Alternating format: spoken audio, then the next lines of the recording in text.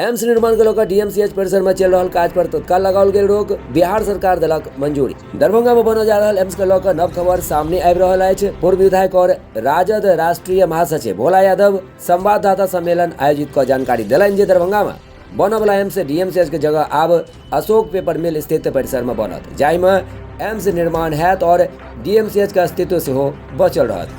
खास करके दरभंगा जिला, समस्तीपुर जिला, मधुबनी जिला और सटे हुए नेपाल के जो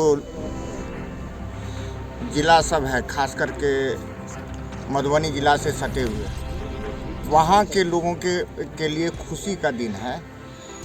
जो हम लोगों का सबसे पुराना अस्पताल दरभंगा मेडिकल कॉलेज अस्पताल, जिसका कि अस्तित्व एक राजनीतिक के तहत ख़त्म किया जा रहा था, उसको एक क्लिनिक के रूप में परिवर्तित किया जा रहा था, वो उसका अस्तित्व पुनः बहाल रह गया।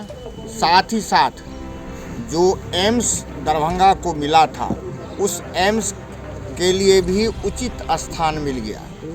अर्थात पहले का जो योजना था उसमें था जो दरभंगा मेडिकल कॉलेज का जो ज़मीन है उसमें से 200 एकड़ ज़मीन एम्स को दिया जाएगा और दरभंगा मेडिकल कॉलेज एक क्लिनिक का रूप हो जाएगा। 27 एकड़ मात्र ज़मीन बच रहा था दरभंगा मेडिकल कॉलेज के पास में, जो कि एक मेडिकल कॉलेज के पैमाना के हिसाब से भी काफ़ी कम था।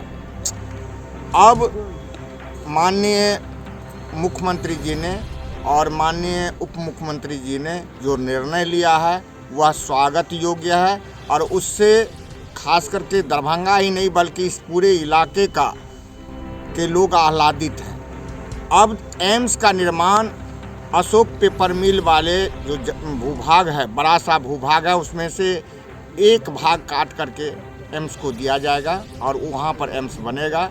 ये सैद्धांतिक सहमति हो गई है, आगे की कार्रवाई शुरू हो गई है और यहाँ भी जो काम शुरू हो गया था एम्स का, उसको तत्काल रोक दिया गया है। और हम समझते हैं ये जो निर्णय हुआ है, इससे दोनों महाविद्यालय, दोनों जो मेडिकल कॉलेज है, उस मेडिकल कॉलेज का अस्तित्व कायम रह जाएगा और दोनों तोहफा के रूप में हो जाएगा।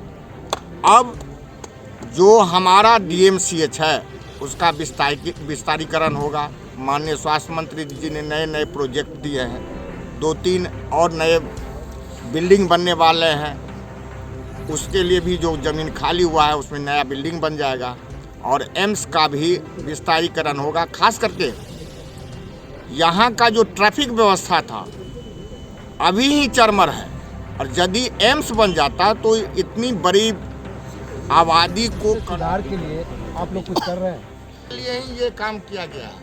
यदि 27 एकड़ में उसको सीमेंट दिया जाता तो धीरे धीरे सब कुछ खत्म हो जाता। अब जब पूरा विस्तारीकरण होगा, नया बिल्डिंग का भी टेंडर निकल गया है, वो ज़मीन पर बनेगा तो आपका निश्चित तौर से डीएमसीएच का विस्तारीकरण होगा और डीएमसीएच वो बिहार सरकार की ज़मीन है और इंडस्ट्री डिपार्टमेंट की ज़मीन है, वो उनकी ज़मीनें, ज़मीन उन्हें नहीं दिया गया है।